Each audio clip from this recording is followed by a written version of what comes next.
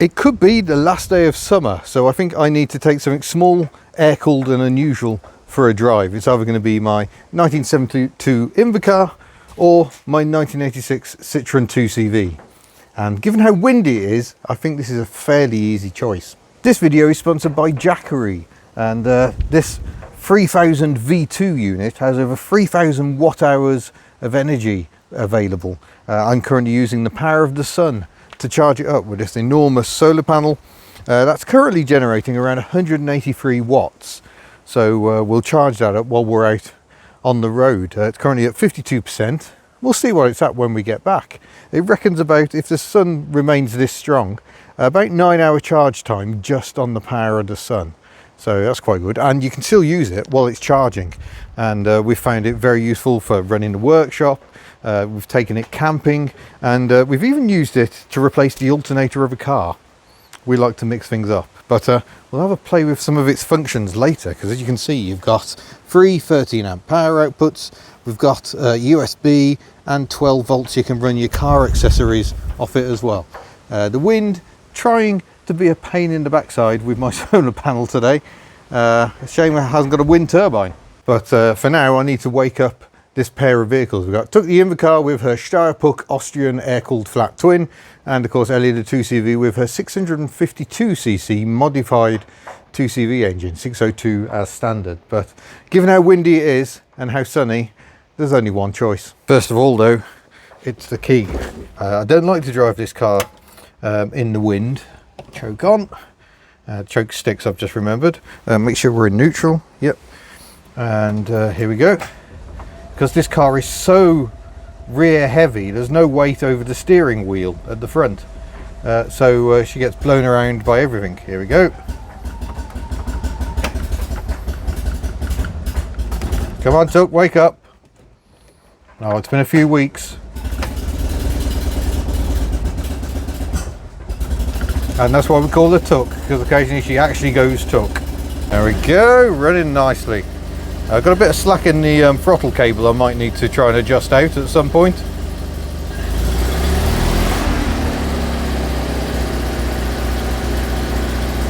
There we go, we'll let her warm up and we'll drive her out.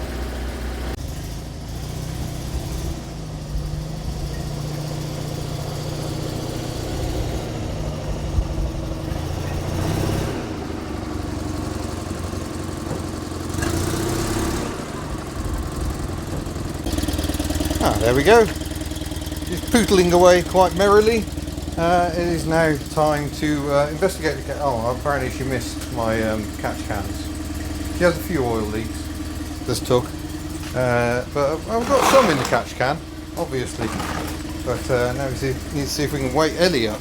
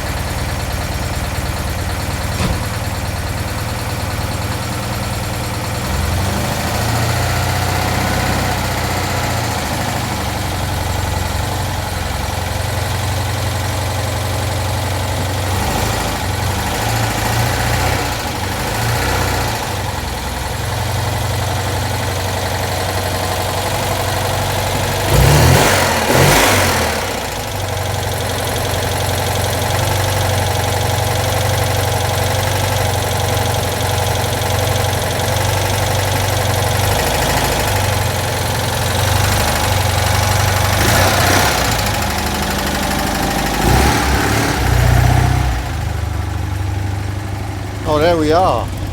Just listen to that cacophony. Flat twin, flat twin. Marvellous. So we'll get the roof back and we'll go for a drive in Ellie the 2CV. Right then, away we go. From the petrol station that has no super unleaded.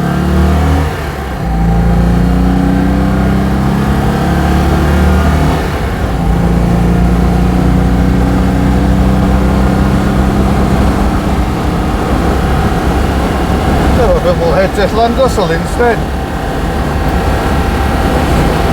But yeah, I forgot what a difference this engine makes. She goes so well, it's just a shame, but ultimately the bottom end on this engine is broken. It's not absolutely ruined yet, but it is kind of getting on its way. Bitter in. Oh yeah. Lots of wind noise, it's a very windy day. For a bit, all my troubles can go away. I can't hear the engine over the wind noise, so it must be okay, right? I had to do a lot of thinking about this car, and I still am doing a lot of thinking about it. It needs quite a lot of work. The suspension is not in great shape. The body's got issues in places. And really, we're getting on for needing a full strip down and sort out. Not helped by last time, I didn't do the running gear as a full strip down.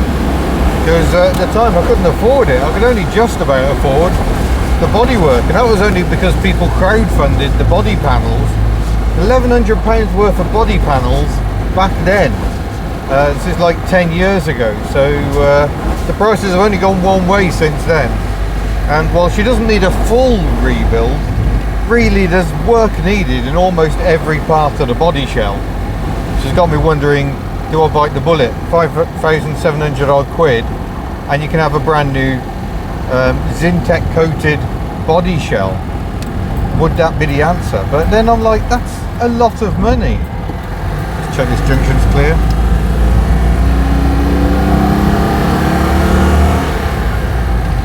And are there things I would rather spend the money on?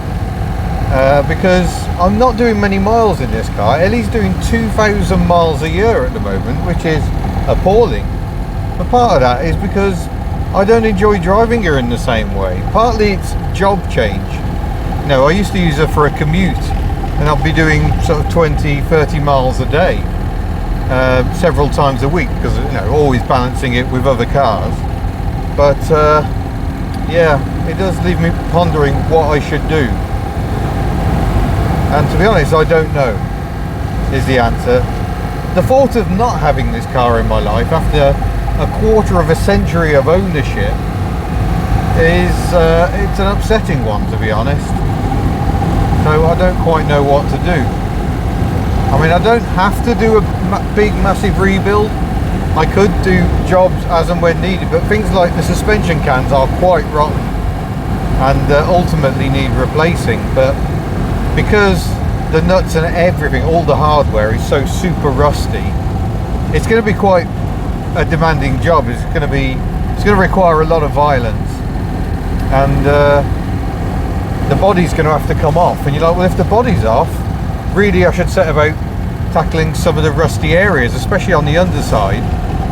But then if you're starting to deal with big sections of bodywork, you then, well, I'm going to have to paint those.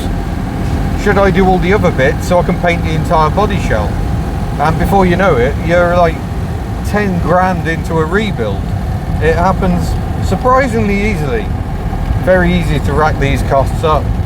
So I don't know what to do. And of course there's still question marks over the engine as well.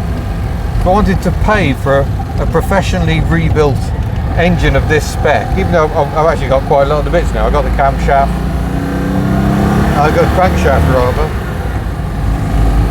I've got my 652 kit, but you're still talking an awful lot of money. And you know, Hubnut was always meant to be about the more affordable end of motoring, and keeping a classic car going in Wales where they just dissolve, it doesn't necessarily feel like a good use of funds.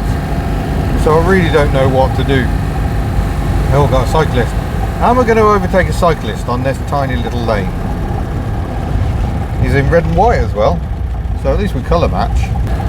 So there's a lot of agonising going on, but even now, even though she's hanging and a bit of a mess, this car does put a much smile on my face. I'm going to try and go past nice and slowly. There we go. Good job she's skinny.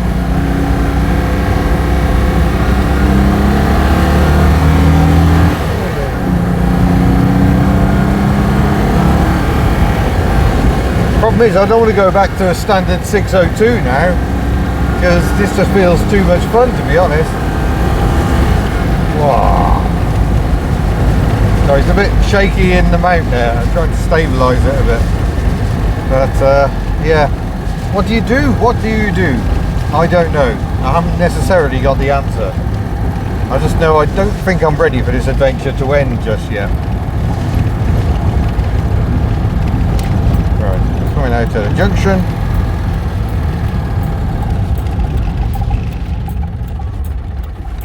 Check the coast clear. Oh, it's tapping away. I still don't really know how much of this engine noise is knackered crankshaft and how much is because it's got a race cam in it. I don't know.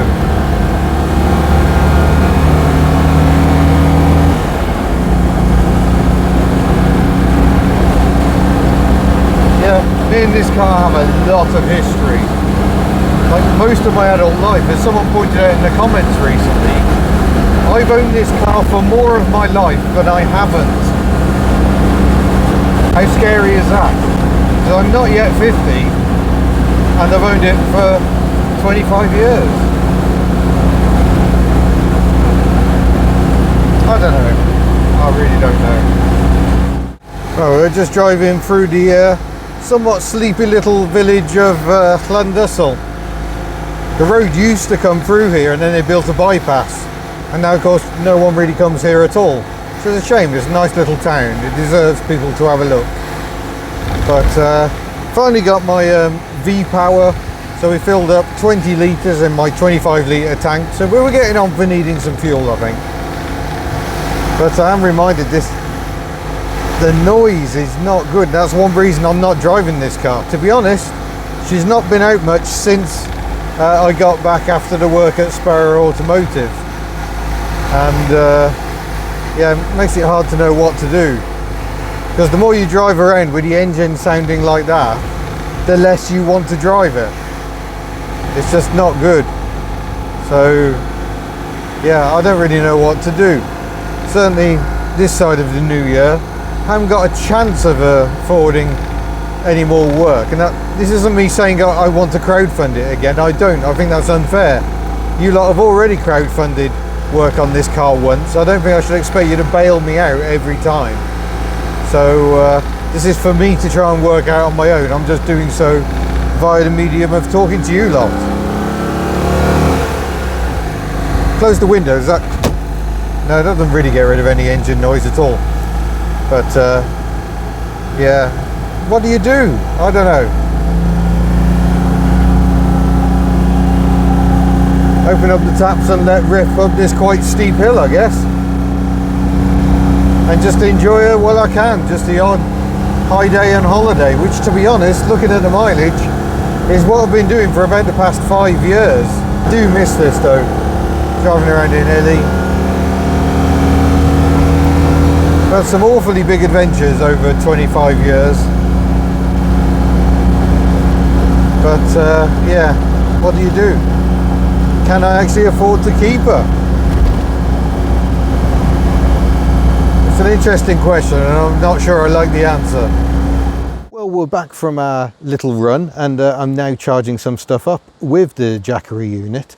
If you guessed it to get up to 60%, you were right. So it's put on about 8 or 10% while we've been out hurtling around the countryside in the 2CV. And now I'm using some of that juice. It's still charging overall. But I'm charging up some of the equipment I use to make these videos. That's my mic pack. I got my lithium-ion battery on charge, all powered by the actual sun, even in Wales. Brilliant. And now I can do some car cleaning. But first, let's wrap up this video. So first of all, I should say huge thanks to Jackery for sponsoring this video. Link in the description will get you a small % off, earn us a little commission. Very useful thing to have, especially if you're into the micro camping. It's like a leisure battery, but you can just take it off and do other things. It's not a permanent attachment to the vehicle. But ultimately, yeah, I need to ponder the future of this little 2CV, and I still don't know what the answer is, in truth. Driving it at the moment it breaks my heart, because she doesn't feel as good as she should do. and the engine is definitely, it's just, oh, the noise is not pleasant. I don't know if that's club cam or knackered crankshaft, but yeah, it sets your teeth on edge. It's really difficult to know what to do. And of course I'm thinking, well, if I replace the body shell, what is left? There is so little left of the original 2CV I bought 25 years ago. Does that matter? Already she's somewhat akin to Trigger's broom in the British comedy Only Fools and Horses, for all those overseas people going, what the hell is this Trigger's broom reference? It's where he's replaced the shaft and the head of his broom so many times, but it's still the same broom. Is this still the same car? Really, I've replaced everything. This bit of bodywork I think is original. Maybe not, I think that one might have been replaced. That's original metal. So if I replace the body, that's gone. I've already done the rear suspension arms, they've gone. The seats, the floors have been replaced twice, inner wings. Yeah, there's nothing left of the car I bought 25 years ago. So I guess the question is, does that actually matter? To me, driving around, it's still the same car it always was, even though the chassis, engine, gearbox, everything has been replaced. But what we do longer term, it seems a crazy amount of expenditure for a car I'm not enjoying and not driving very much. I genuinely don't know what to do. I seem to have a whole heap of I don't know what to do going on. We know what's going on with that one. We're just waiting for a pass, and that one as well. But there are other cars, the future of which is very, very uncertain. And I've got no answers, to be honest. But anyway, I hope you've enjoyed this thinking out loud and a little run out in my 2CV. Please don't forget you can support what we do, various options down below, and obviously the store as well. I'm sorry the stickers are so expensive. I'm going to try and find a better solution. And yeah, I shall see you in another video. I guess I'm going to go home in the hero of the fleet, little Desmond the Perodua Canary. So thank you very much.